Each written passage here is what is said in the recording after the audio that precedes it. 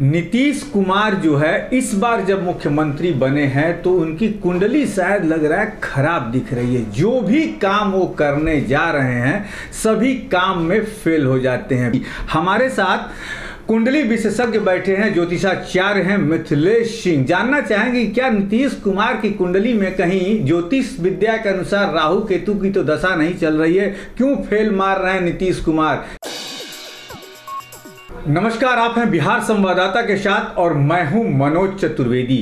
नीतीश कुमार जो है इस बार जब मुख्यमंत्री बने हैं तो उनकी कुंडली शायद लग रहा है खराब दिख रही है। जो भी काम वो करने जा रहे हैं सभी काम में फेल हो जाते हैं। बीजेपी ने वादा किया कि एकदम 5 साल तक आप जो हैं बने रहिएगा, लेकिन मुख्यमंत्री नीतीश कुमार बीजेपी को भी छोड़कर भाग गए और वो पुराने लोगों के साथ जुड़े जिनको वो कहते थे कि आप याद कर लीजिए 1990 से लेके 2005 तक के बिहार को।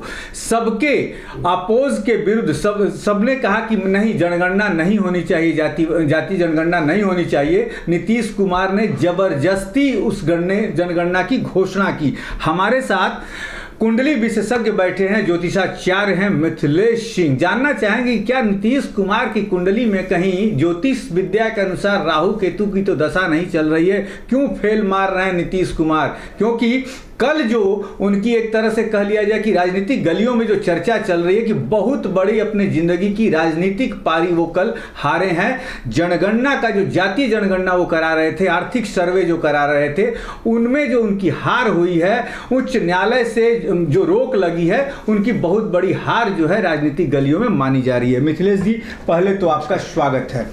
क्या कहिएगा, क्यों ऐसा हो रहा है? नेट पर जो नीतीश जी की जो कुंडली उपलब्ध है उसमें उनकी मिथुन लग्न कुंडली है और वृश्चिक राशि है। अब इस लग्न के अनुसार इनके मुख्य ग्रह बुध और शुक्र हैं जो कि राहु के साथ भाग्य स्थान में बैठे हुए हैं। अभी वर्तमान में उनकी राहु की ही महादशा चल रही है। तो राहु हमसे जैसा हम जानते हैं कि एक वक्री ग्रह है और राहु का एक नेचर जो है उतार चढ़ाव का होता है। ये राहु ग्रह हम सब फ्लक्चुएशन देता है।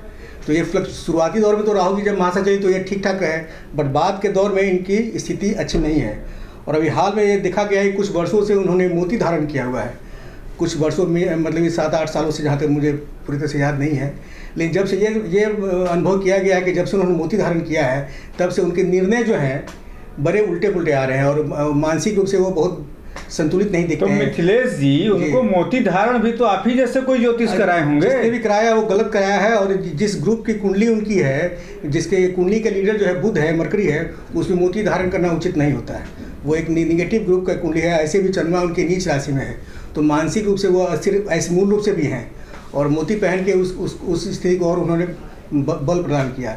तो उसके बाद उनके निर्णय जो हैं वो सही नहीं आ रहे हैं और उटपटांग निर्णय वो ले रहे हैं। तो मतलब आप ये कह लीजिए कि शराबबंदी का उनका निर्णय जो है, 7 निश्चय योजना का जो निर्णय है, 7 निश्चय पार्ट 1 पार्ट 2 भी चल रहा है उनका। उसके बाद ये जातीय सर्वेक्षण का जो उनका और जातीय जनगणना और आर्थिक सर्वेक्षण का जो निर्णय है, सभी निर्णय तो जनता के सामने उतर नहीं रहे हैं, धरातल पर नहीं उतर रहे हैं। अब वो असफल हो जा रहे हैं। जिस ढंग से वो प्लान कर रहे हैं, चूँकि चंद्रमा नीच राशि में ऑलरेडी है और उन्होंने उसको बल दिया, तो जो भी वो प्लान करे वो प्लान का विफल हो जा रहा है। प्लान कर रहे हैं मिथिलेश जी, या कि जो उनके साथ जो उनके पहले सलाहकार थे, 2005 से जो उनके सलाहकार थे, सब धीरे धीरे किनारा कर लिए हैं। अब उनको सही सलाह देने वाला कोई नहीं है। ये एक हो सकता है क्योंकि राहु वहाँ अपना प्रभाव दिखा रहा है। राहु की महादशा में जो है जो भी उनसे अच्छे लोग थे, चूँकि राहु एक पाप ग्रह भी माना जाता है, तो जो भी उनसे अच्छे लोग थे, जो अच्छे सलाहकार थे, वो धीरे धीरे कर चुके हैं। आप देख लीजिए, आप उनके साथ जब 2005 में पहली बार वो सत्ता में आए तो उनके साथ शरद पवार थे, जॉर्ज फर्नांडिस थे जी। और भी तमाम नेता थे जो उनके साथ थे। उनके सलाहों को जब तक वो माने, और आज अभी मैं गया था एक जगह, पुराने 80-90 के दौर के अच्छे IAS थे जो नीतीश कुमार के साथ काम किए हैं, उनके साथ असिस्टेंट सेक्रेटरी रहे हैं राजभाषा में और बहुत से डिपार्टमेंट में। उन्होंने कहा कि अब ये वो नीतीश कुमार नहीं है, 2005 वाले नहीं है। तो क्या हमारे कर्म और जो ये भाग्य है, तो ये हमारा जो रोज का रूटीन काम है उसमें भी ये ग्रह दशा कुछ इफेक्ट करते हैं क्या? पूरी तरह से। उस वक्त जो है उनकी मंगल की महादशा चल रही थी। मंगल इनके कुंडली के केंद्र में 10वें स्थान में बैठे हैं, जो कि कुलदीपक जो बनाते हैं। तो वहाँ जब वो बने थे थे 2005 में जब मंगल की महादशा तो वो स्थिति बहुत बेहतरीन थी और उनके सारे निर्णय बड़े सॉलिड थे, मुझे काफ़ी सुदृढ़ निर्णय लिया। जैसे ही उसकी दशा समाप्त हुई, राहु आया, राहु आते ही फ्लक्चुएशन शुरू हो गया उनका, कभी ये निर्णय लेते हैं, कभी इधर गए, कभी उधर गए, ये उतार चढ़ाव की स्थिति बनी रही और वो मामला खराब तब और हो गया जब उन्होंने मोती धारण कर लिया। तो अब जिस जहाँ पर भी है मतलब मिथिलेश जी, यदि नीतीश कुमार इस खबर को देख लेते हैं और जो उनको मोती पहनाया होगा निश्चित उसकी क्लास लगा देंगे। वो होना चाहिए, अगर वो सजग है इस दिशा में तो निश्चित से करना चाहिए। हमारे हिसाब से तो उनको मोती नहीं पहनना चाहिए, कभी नहीं पहनना चाहिए। कहीं ऐसा तो नहीं है कि मतलब उनके बड़े नजदीकी ने ही मैंने इस तरीके की दुश्मनी निकाल दी हो कि मोती पहना दिया हो? अब राजनीति में तो कुछ भी संभव है। अब हम तो पॉलिटिकल एनालिसिस नहीं है, लेकिन ये संभव है कि कुछ कम जानने वाले या गलत जानने वाले या कुछ दूसरे कारण से भी उनको धारण कराया हो, माने कि सत्ता से अलग हो जाए।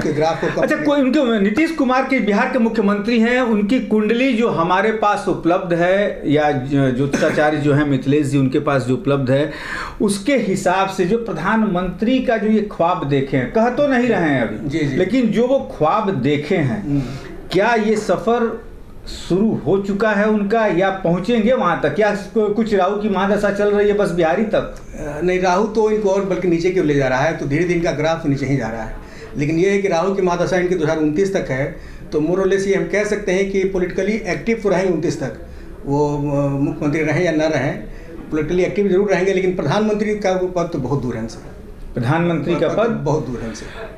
तो ये हम नहीं कह रहे हैं, जो कुंडली उपलब्ध है नीतीश कुमार की हमारे पास, या ये कह लीजिए हमारे जो ज्योतिषाचार्य मिथिलेश सिंह हैं उनके पास, उस हिसाब से पॉलिटिकल वो एक्टिविटी माने एक्टिव रहेंगे। पॉलिटिकल एक्टिव का मतलब हुआ कि तोड़ फोड़ इधर से उधर लड़ाएंगे झगड़ाएंगे निश्चित तौर पे, लेकिन दिल्ली की जो सत्ता है उनसे बहुत दूर है अभी।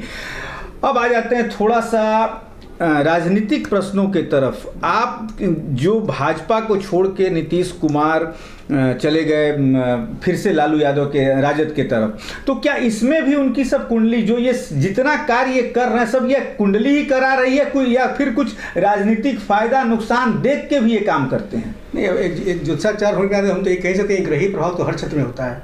अब राहु की महादशा जो है चूँकि 2011 के बाद से स्टार्ट हुआ है उनका, अब ये 2029 तक रहेगी, 18 साल चलती है और 2024 में ही प्रधानमंत्री बनने का सपना है फिर? नहीं, तो वो पूरा नहीं होने जा रहा है, तो हम तो इसलिए बताया 2029 तक वो एक्टिव जरूर रहेंगे, लेकिन ये ग्राफ इनका धीरे नीचे होता जा रहा है। और राहु एक पाप ग्रह माना जाता है ज्योतिष में, तो अपने से नीचे स्टैंडर्ड वालों के साथ भी ये समझौता कर लिए जो कि इनके लेवल के नहीं भी थे, मैंने राहु के कारण राहु ऐसा करवाया। ये ग्रही एंगल से मैं बता रहा हूँ, राहु इनसे ऐसा करवा दिया, कभी बीजेपी छोड़ दिए, फिर इधर आ गए, फिर छोड़े फिर आए, तो ये सब राहु के कारण ही जो है फ्लक्चुएशन की स्थिति आ रही है। तो लेकिन इसमें इनका ग्राफ काफ़ी गिरा है, राहु इनका ग्राफ जो है काफ़ी नीचे की ओर लेके जा रहा है और ग्रेजुअली और नीचे भी जाएगा। मिथिलेश जी, अंतिम सवाल एक ये करेंगे कि यदि नीतीश कुमार प्रधानमंत्री के तरफ उनके कुर्सी की तरफ जो बढ़ रहे हैं या कह रहे हैं कि भाई मैं प्रधानमंत्री नहीं बनूंगा, मैं सबको इकट्ठा कर दूंगा, तो क्या इस कुंडली में कहीं आपको ये भी नजर आ रहा है कि दूसरे पार्टी के जो बड़े बड़े नेता हैं इनसे क्या प्रभावित होंगे? नहीं, इनसे प्रभावित तो जब जनता नहीं दिख रही तो नेता क्या दिखेंगे? मतलब जनता ही अब इनसे प्रभावित नहीं है, इनका अपना ही ग्राफ काफ़ी नीचे आ चुका है, तो ये कुंडली में भी ये बात दिख रही है।